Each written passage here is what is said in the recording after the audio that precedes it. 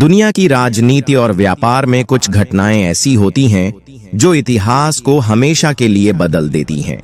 कुछ फैसले ऐसे होते हैं जो सिर्फ देशों के भविष्य को नहीं बल्कि पूरी दुनिया की अर्थव्यवस्था और शक्ति संतुलन को हिलाकर रख देते हैं।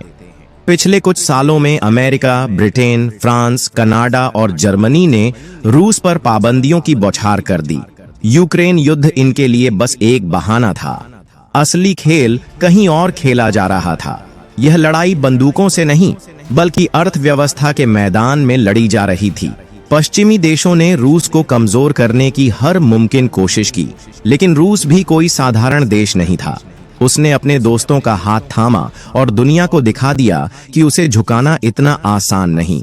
अब सोचिए, जब पूरी दुनिया रूस को अलग थलग करने की साजिशें रच रही थी, तब भारत और चीन ने उसका सबसे ज्यादा साथ दिया। लेकिन भारत ने जो कदम उठाया उसने पूरी दुनिया को चौंका दिया।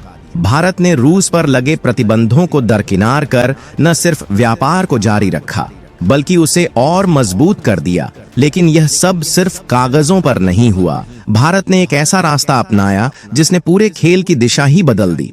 पूरी अपडेट क्या है जानेंगे इस वीडियो में। उससे पहले इस वीडियो को एक लाइक करके चैनल को सब्सक्राइब कर लीजिए। यही सही समय है साथियों। भारत और रूस के बीच एक ऐसा कॉरिडोर बना जिसने यूरोप, एशिया और मध्य एशिया के कई देशों के लिए एक नया व्यापार मार्ग खोल दिया। इसे कहा जाता है international north south transport corridor, जिसे शॉर्ट में INSTC भी बोलते हैं, जो पहले रूस से भारत तक सामान लाने में ज्यादा समय लगता था और खर्च भी बढ़ जाता था। लेकिन इस रास्ते ने तस्वीर ही बदल दी। सामान जल्दी पहुंचने लगा, खर्च 30% तक कम हो गया और सबसे बड़ी बात, भारत और रूस के बीच व्यापार दोगुना हो गया। लेकिन क्या यह सिर्फ व्यापार की जीत थी? नहीं, यह एक बहुत बड़ी रणनीतिक चाल थी जो कई देशों की नीतियों को बदल सकती थी। जब दुनिया को लग रहा था कि रूस आर्थिक संकट में फंस चुका है, तब भारत और रूस का व्यापार तेजी से बढ़ रहा था।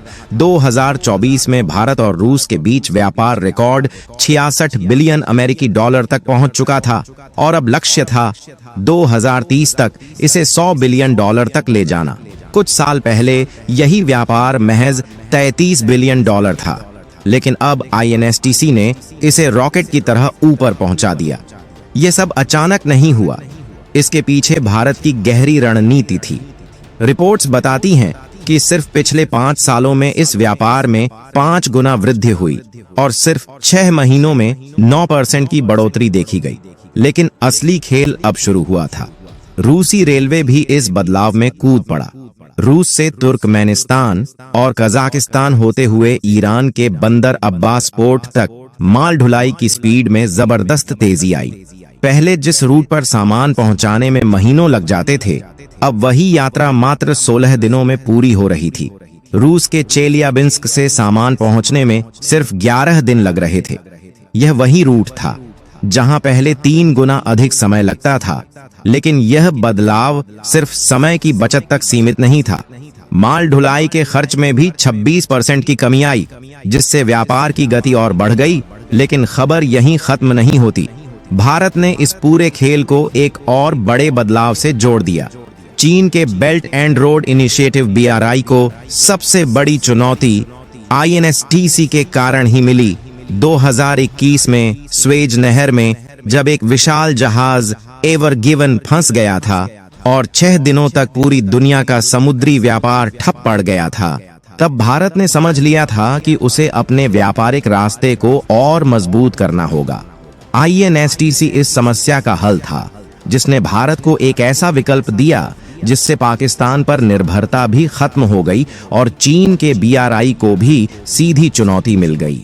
अब भारत का व्यापार पाकिस्तान से होकर जाने के बजाय सीधे मध्य एशिया, अफगानिस्तान, रूस और यूरोप से जुड़ रहा था। इससे चीन और पाकिस्तान दोनों की बेचैनी बढ़ गई। लेकिन सबसे बड़ा झटका चीन को तब लगा जब भारत ने चाबहार बंदरगाह को पूरी ताकत से विकसित किया।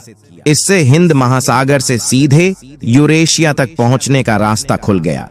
2030 तक भारत और रूस के बीच व्यापार 100 अरब डॉलर तक पहुंचाने का लक्ष्य रखा गया है। लेकिन यह सिर्फ व्यापार का खेल नहीं है, यह भारत की वैश्विक ताकत बनने की योजना का हिस्सा है। यह गलियारा भारत को यूरेशिया में एक मजबूत शक्ति बना सकता है और उसकी कनेक्ट सेंट्रल एशिया और लुक वेस्ट नीतियों को भी मजबूत करेगा। लेकिन इसके लिए अभी कई चुनौतियां बाकी हैं। बुनियादी ढांचे का विकास, निवेश और क्षेत्रीय सहयोग। अब जो तस्वीर बन रही है वह सिर्फ भारत और रूस के व्यापार की नहीं है, बल्कि एक बड़े भू राजनीतिक बदलाव की है। दुनिया दो हिस्सों में बंट रही है, एक तरफ अमेरिका और उसके सहयोगी और दूसरी तरफ रूस, चीन और उन देशों का गुट जो पश्चिमी प्रभाव से निकलकर अपने रास्ते बनाने की कोशिश कर रहे हैं। भारत इस वक्त दोनों धड़ों के बीच एक ऐसी स्थिति में है जहां वह अपनी शर्तों पर खेल सकता है। अब सबसे बड़ा बदलाव यह होगा कि भारत और यूरोप के बीच नए व्यापार रूट्स बनेंगे। अभी तक यूरोप और भारत के बीच मुख्य व्यापार समुद्र के रास्ते से होता था, लेकिन जैसे ही INSTC पूरी क्षमता से काम करना शुरू करेगा, यह यूरोप तक भारत की सीधी पहुंच बना सकता है।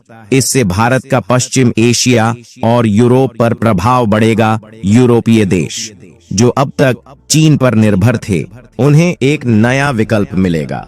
भारत अब सिर्फ एक बाजार नहीं रहेगा, बल्कि एक ऐसा व्यापारिक केंद्र बन सकता है जहां से माल पूरी दुनिया तक जाएगा। अगर भारत ने इस गलियारे को पूरी तरह विकसित कर लिया तो चीन के belt and road initiative BRI को सबसे बड़ा झटका लगेगा। चीन ने पाकिस्तान के ग्वादर पोर्ट पर भारी निवेश किया था ताकि मध्य एशिया और अफ्रीका तक अपना वर्चस्व बढ़ा सके, लेकिन भारत ने चाबहार पोर्ट को मजबूत कर दिया। इसका मतलब है कि आने वाले वक्त में मध्य एशिया और रूस का व्यापार पाकिस्तान और चीन के बजाय भारत से होकर जाने लगेगा। इससे चीन की रणनीतिक बढ़त कमजोर होगी और पाकिस्तान के आर्थिक मंसूबों को भी झटका लगेगा। INSTC का एक और बड़ा फायदा यह होगा कि भारत को कच्चे तेल और गैस की सप्लाई में और छूट मिल सकती है। अभी भारत रूस से सस्ते तेल की खरीद कर रहा है, लेकिन आने वाले समय में भारत अपनी शर्तों पर ऊर्जा सौदे कर सकता है। रूस भी अब भारत के जरिए एशियाई बाजारों तक अपनी पहुंच बढ़ाने की कोशिश करेगा, क्योंकि पश्चिमी देशों ने उस पर प्रतिबंध लगा रखे हैं। यह बदलाव धीरे धीरे होगा, लेकिन जब तक बाकी देश इस खेल को समझेंगे, तब तक भारत इस पर अपनी मजबूत पकड़ बना चुका होगा। अब असली सवाल यह है कि क्या भारत इस अवसर का पूरा फायदा उठा पाएगा, क्योंकि इतिहास में कई बार अच्छे मौके आए, लेकिन सही रणनीति और इंफ्रास्ट्रक्चर के अभाव में वे गंवा दिए गए। अगर सरकार ने सही निवेश किया, लॉजिस्टिक्स को और बेहतर किया और इस गलियारे को पूरी तरह सक्रिय किया, तो अगले 10 से 15 सालों में भारत को नई वैश्विक पहचान मिल सकती है। इस पर अपनी राय हमें कमेंट में बताइए।